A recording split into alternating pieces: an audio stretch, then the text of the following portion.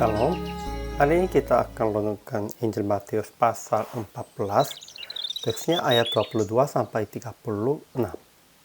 Sudah dibagi dua paragraf. Paragraf yang pertama ayat 22 sampai 33. Yesus berjalan di atas air danau, sekalipun Petrus berjalan di atas air selama waktu pendek, dia langsung tenggelam sebab merasa takut.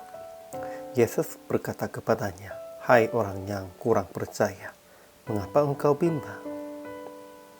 Paragraf yang kedua ayat 34 sampai 36. Setelah tiba di Genesaret, semua orang yang sakit dibawa kepadanya dan semua orang yang menjamahnya menjadi sembuh. Kesimpulannya, sesudah peristiwa memberi makanan kepada 5.000 orang, Yesus memerintahkan murid-muridnya naik ke perahu dan mendahuluinya ke seberang, dan sendirinya menyuruh orang banyak pulang. Bagi Yesus sangat penting berdua seorang diri daripada dipuji dan dimuliakan oleh mereka. Kemudian Yesus datang ke perahu yang sedang diombang-ambingkan gelombangnya karena angin sakal. Tetapi murid-muridnya terkejut dan berteriak-teriak karena mereka melihat akan Yesus berjalan di atas air. Namun Petrus di antara mereka menjawab akan dia juga berjalan di atas air dan berjalan sebentar. Tetapi segera dia mulai tenggelam karena merasa takut. Yesus berkata kepada Petrus, "Hai orang yang kurang percaya, mengapa engkau bimbang?" Ajaran tentang Allah. Pertama, setelah Yesus memberi makanan kepada 5.000 orang, ia tetap naik ke atas bukit untuk berdoa seorang diri. Kedua, Yesus datang kepada murid-muridnya dengan berjalan di atas air. Ketiga, Yesus bolehkan Petrus berjalan di atas air, dan ketika Petrus tenggelam, ia berkata, "Hai orang yang kurang percaya, mengapa engkau bimbang?" Ajaran tentang manusianya. Pertama, murid-murid Yesus merasa takut pada waktu melihat Yesus yang berjalan di atas air dengan terkejut dan berseru, "Itu hantu." Kedua, Petrus berjalan sebentar di atas air, tetapi segera tenggelam karena merasa takut.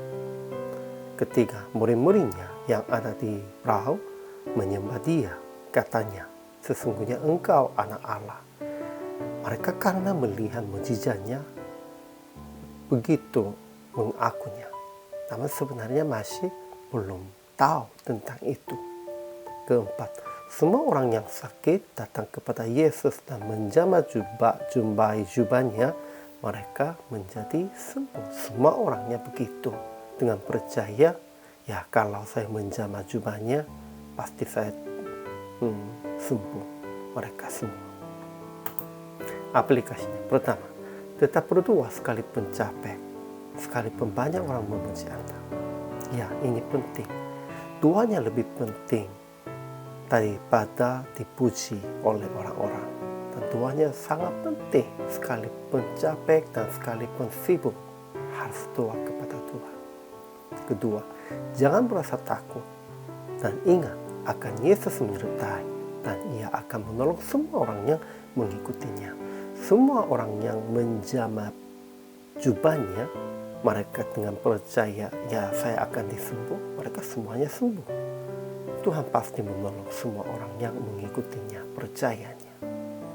Ketiga, muliakan iman Anda bukan dengan sekali berani, melainkan dengan perubahan hidup.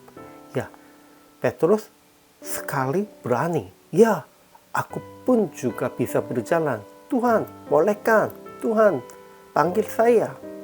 Namun sebentar itu, karena dia sudah lihatnya danau anginnya sakal, dia merasa takut dan tenggelam. Itu bukan melihatkan imannya. Kita harus melihatkan iman dengan perubahan hidup kita. Jadi praktik hari ini, melihatkan iman yang kuat Anda dengan melakukan sesuai dengan kehendak Tuhan. Pentingnya harus sehari-hari melakukan sesuai dengan kehendak Tuhan. bukan dengan melakukan keinginan diri sendiri. Petrusnya bukan kehendak Tuhannya, karena dia berani dengan keinginan diri sendiri. Ya, dia juga mengalaminya, mujizatnya sebentar. Namun setelah itu langsung dia tenggelam karena takut. Ya, melakukan keinginan diri sendiri itu bukan melihatkan iman yang kuat.